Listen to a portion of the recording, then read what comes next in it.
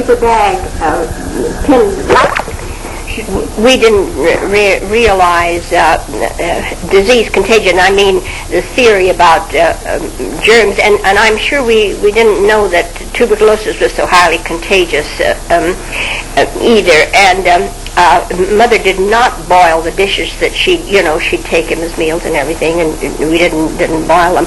In later years, when she developed it from just contamination,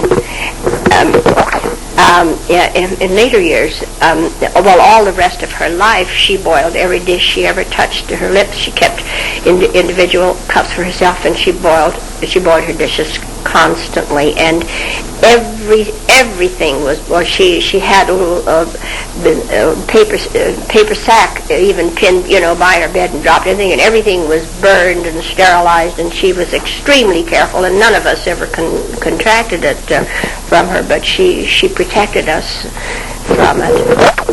My memory of my mother from the time that she was ill, then the beautiful memory of my stepfather was the tender, loving care that he gave my mother through years of invalidity. She did what she was physically able to do, but extreme exertion was impossible for her. She made her contribution.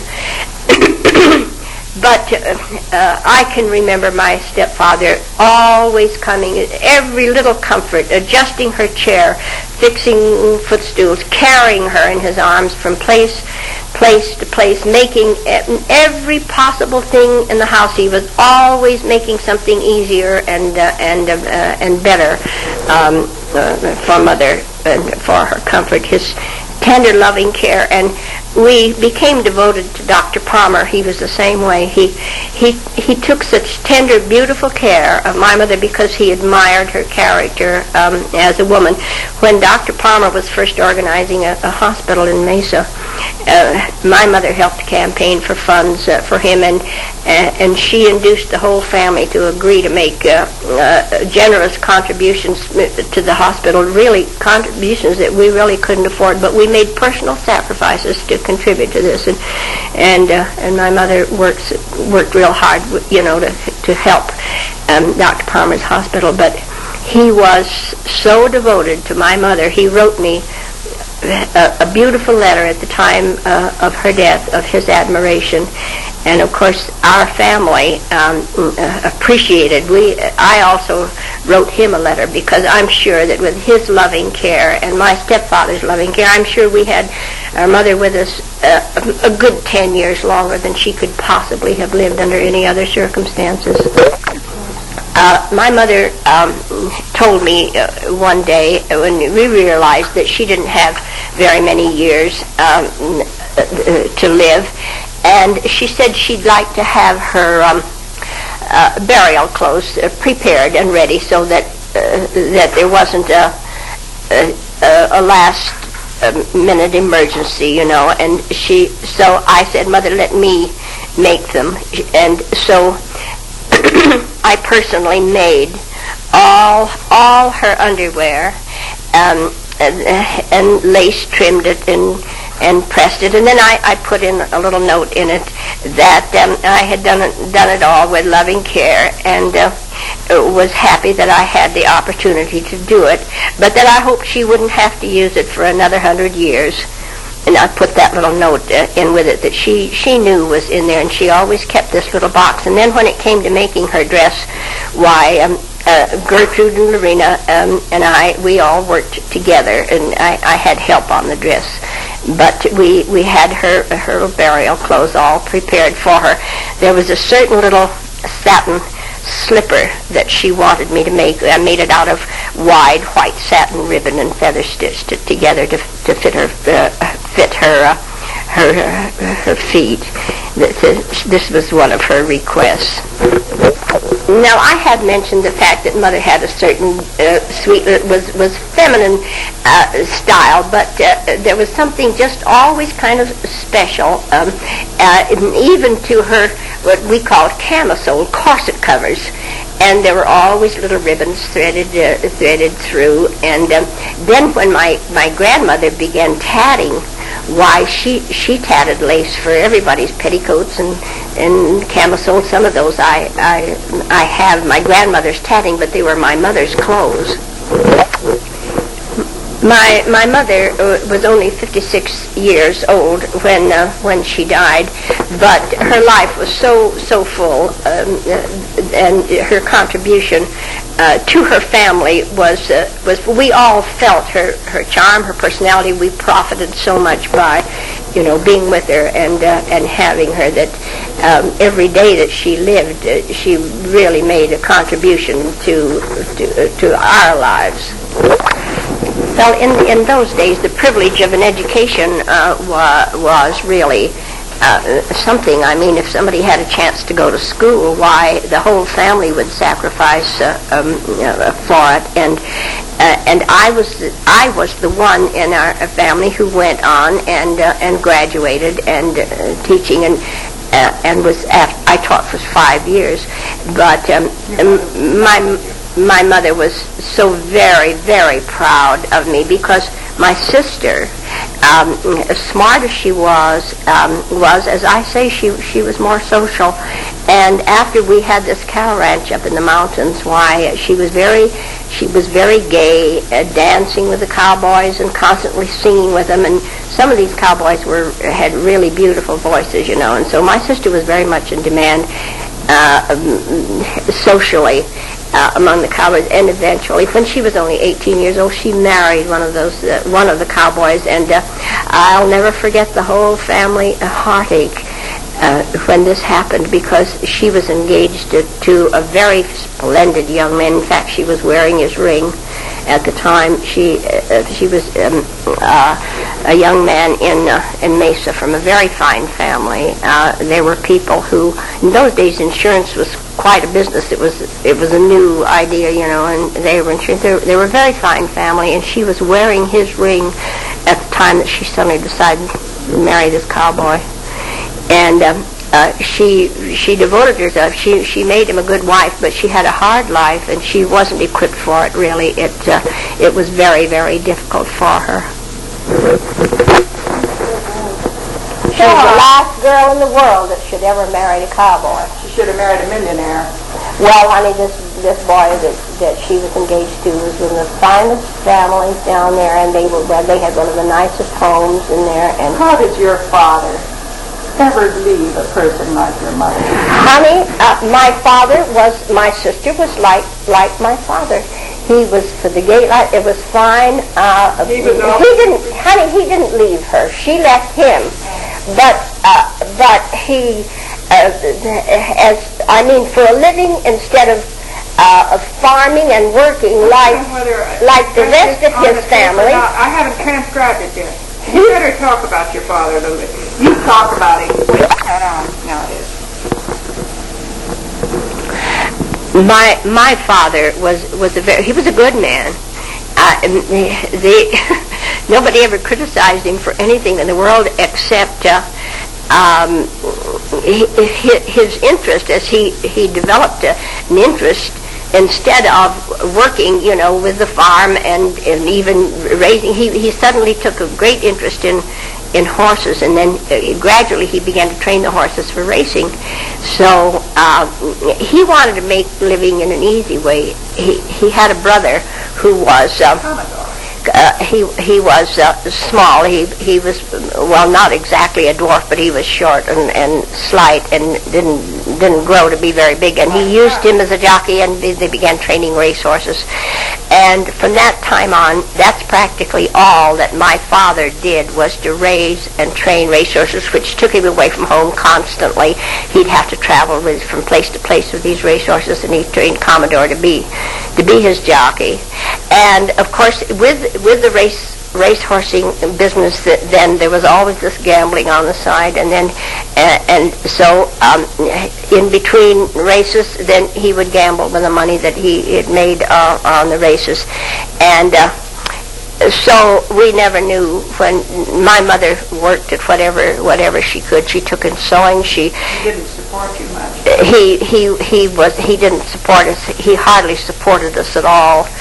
And it got to be that even when my mother, in working all that she could, she would even do laundry. I mean, the special shirt. The men wore these starched front shirts, with all the tucks and everything. I can remember my mother washing and ironing those shirts for the men and doing sewing for people. At least we did have a sewing machine.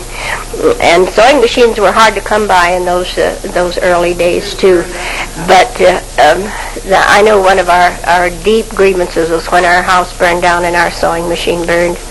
It was a terrible loss. But my father got to the point where when he knew my mother had a little money stashed away, he even would take her money and gamble it. He's going to double it for her, which of course would fall through. And he was home so little that we practically didn't know him. He was only an occasional visitor, and he was always so dressed up and perfumed. I can remember the barber spray. But I used to look at him as a kind of a curiosity. I could never understand how my father and my mother ever married each other. It was evidently just a true romance. He was a romantic person, and very attractive, very popular.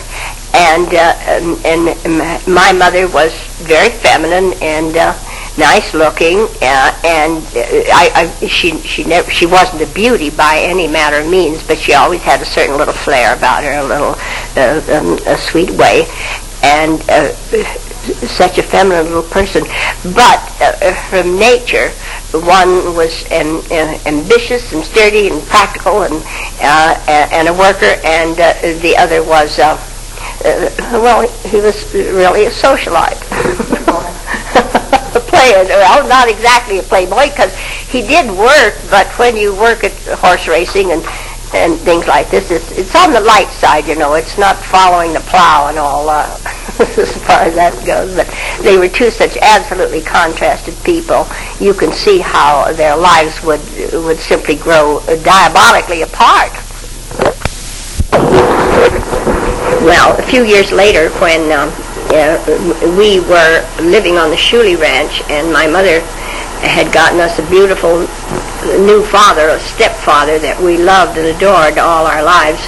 And we used to get a laugh out of our own father riding by in the early evening and singing singing a duet with some fancy girl that he would be riding with, and they would go past our ranch singing purposely for us to hear how happy they were. But it didn't do anything but amuse us. We thought it was funny. We thought it was clownish. My grandfather and grandmother Passy were highly respected people. Grandfather had a beautiful baritone voice, and he was very much in demand in choirs and as soloist at occasions for singing. And my grandmother was she was strictly a homemaker, but she always kept herself looking very, very tidy and nice and feminine. We were always so welcome there. She was most hospitable, and they had an organ, one of the few organs in the community, and this is where I first got my hands on a keyboard, which thrilled me. So this would be my little daily visit to go and get to pick out some melody on the organ, which was one of these pedal kind, of course, that you had to pump your own organ. But they never there never was a day that there wasn't somebody there to eat with them, even though, as I remember, the fare was very simple. They had pigs and they had cows, and of course we all baked our own bread and all that sort of thing. And they always had a garden, and they had a small orchard, and so there would be beans and plenty of milk and cake, and it was a great. We don't have lots of watermelons too, and it was a great place. On Sunday we'd freeze ice cream over there, hand turned, of course, on the old Dasher type of ice cream freezer. We used to have one even here in later years. You remember that, Mary? Uh-huh. My grandmother was French, but I'm sorry to say I don't know for sure exactly what my grandfather was. The grandparents on the Passy side, grandfather and grandmother Passy, were very sympathetic about my mother's divorce from their son, because they were entirely on her side.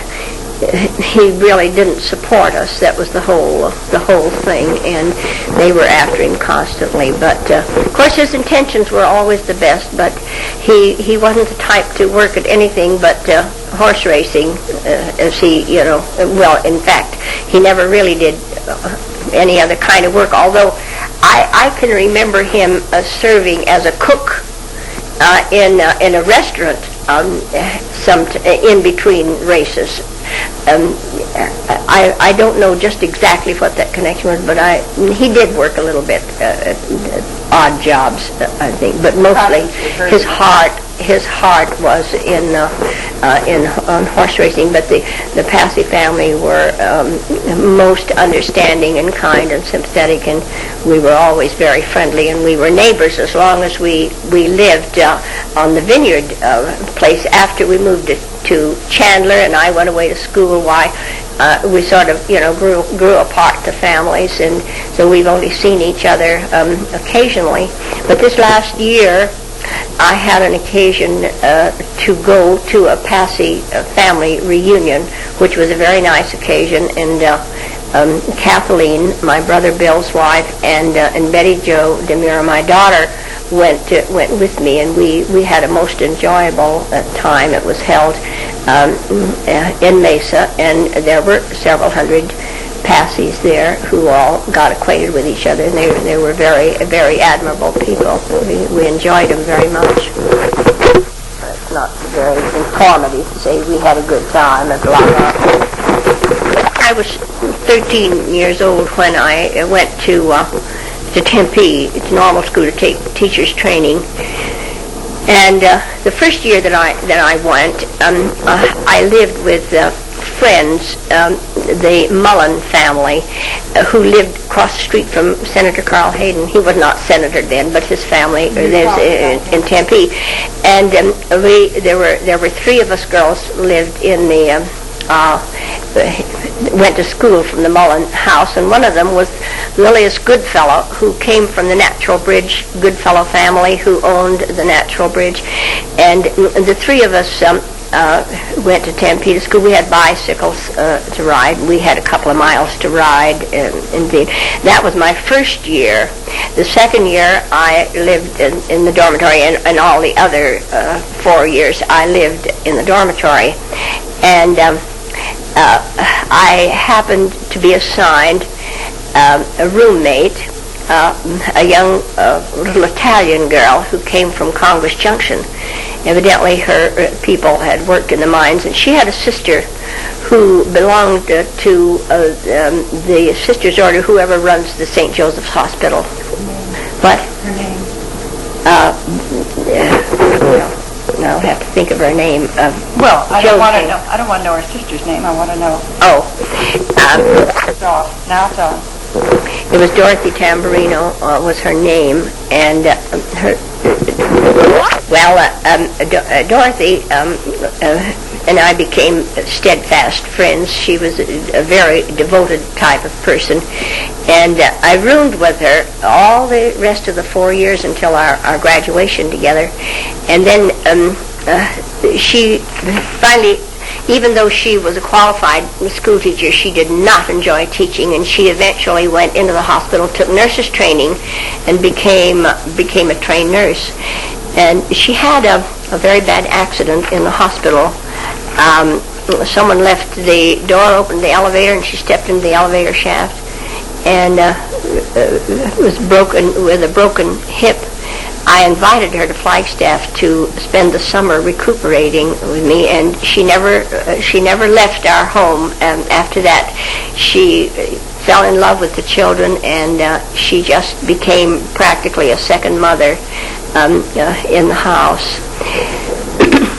And the children loved her equally as much as they loved me. This was very evident, and it was the pride and joy of her life. She developed a heart condition, really a leakage of the heart, that eventually cost her life, and she died in the Phoenix hospital. It's an interesting feature, I think, of our relationship is that Dorothy was a devout Catholic, and I remember early in our rooming together, I used to go to church with her, and I used to feel a certain little jealousy because she had she had such a comfort and such consolation in her religion. She not only was confident, but she had a great faith, and she continuously, prayed for things, and much more than I was in the habit of doing. Not that I didn't believe in the power of prayer, but to her it was such a practical thing, and the solemnity and respect that everyone showed in the Catholic Church appealed to me, because in other churches that I had contact with, it was sort of, like belonging to sororities or social groups and women's clubs and that sort of thing, where things were informal. But the solemnity and the formality in the Catholic Church always appealed to me, because it seemed proper, the right way to treat the presence of God. I'm sure that the years that I lived with her was an influence, and then the fact that my stepfather had been raised a Catholic, and if ever a man lived by Christian principles, he certainly did. His whole life was an example of live and let live and help your neighbor, and I'm sure he never spoke an unkind word or did a dishonest thing in his life. He was our idol, our measure of all proper manhood and what God intended us, the way God intended us to live. It was a great influence in my life for eventually joining the Catholic Church and marrying a Catholic man and raising my children as Catholics. I think this is the best thing you can do for your children. I had an older brother by the name of Lester, who, when he was 18 years old, he left home without our knowledge or discussion or permission or anything, and he went into Canada with two friends, two brothers, a married man and a young boy, my brother's age, and they heard about some beautiful land in Canada that was open to homesteading. And so the three of them went to Canada and started homesteading by a huge lake in Canada, beautiful country. But they were just desert kids, and they didn't know anything about boats and water and everything. But they worked hard, and they made themselves a green boat, and they'd have to cross the lake to get supplies from the cabin that they built. And the younger boy was left at the cabin, and the married man and my brother crossed the lake to get supplies, and they never returned. the lake was dragged and the boat was found, and their overcoats and letters that they were going to mail to us and all of this, but he never came back from Canada. The span of my life is, it seems to me, more marvelous all the time because of all the different stages of civilization, really, that I have lived through, because I remember the homestead days when we drive out to the homestead land and pitch our tents and dig irrigation ditches and build new fences and follow the plow and plant crops, harvest the crops, live off the land. We had cows, chickens, make our own butter. We had fruit orchards and vegetable gardens, and canned our own fruit and vegetables. And clear from those days, first electricity that I remember was on the Chandler homestead. That we had electric lights out there, and I think I must have been about 10, 11 years old at that time. And yes, it was a great luxury, of course, and we were so delighted with it. But kitchen utensils and came, gradually through the years. About the first thing that was a real comfort to us was an electric fan.